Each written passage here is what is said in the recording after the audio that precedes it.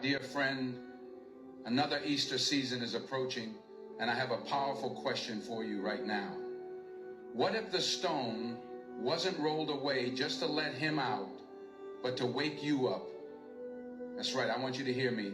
I want you to really stop for a second and let that question sink deep into your soul.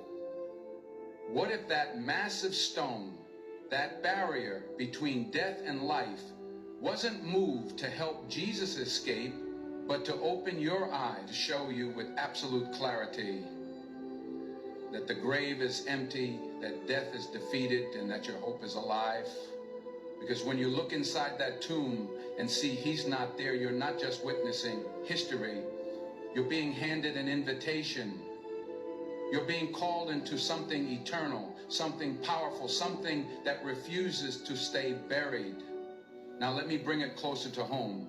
What if April 20th, 2025 is not just another Easter Sunday? What if this is the day you rise, not just clap, not just listen, not just dress nice and sing a few songs, but actually rise? What if this is your resurrection moment? What if this was the day you let go of fear, shame, and regret? The day you stopped visiting your spiritual grave and started walking out of it. I'm not talking about tradition or religion. I'm talking about resurrection. I'm talking about the kind of power that speaks into dead places and calls them back to life. I'm talking about a Savior who didn't stay in the grave and who isn't done with you yet. If he got up, you can too.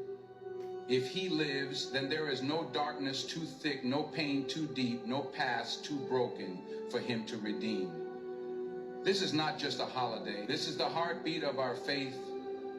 This is the day to rise. Throughout the liturgical year, we celebrate many beautiful and powerful moments. Christmas, when God took on flesh. The Feast of Corpus Christi, when we remember his body given for us. Trinity Sunday, when we marvel at the divine mystery of three in one. Each feast, each celebration carries weight and reverence, but there is one that stands at the center of it all. One that every sacrament, every prophecy, every divine promise points toward. That moment is Easter. That moment is the resurrection. And I'm not talking about just another feast or holy day. I'm talking about the supernatural, earth-shaking, eternity-shifting truth that Jesus Christ got up from the grave. The resurrection is not a metaphor. It is not symbolic.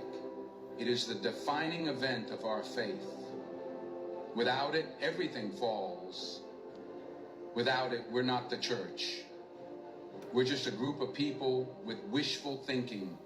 That's why Paul, with no hesitation, declared in 1 Corinthians 15:14, if Christ has not been raised, then our preaching is in vain, and so is your faith. That's not a poetic line. That's not a gentle suggestion. That's a line drawn through the soul of the Christian life.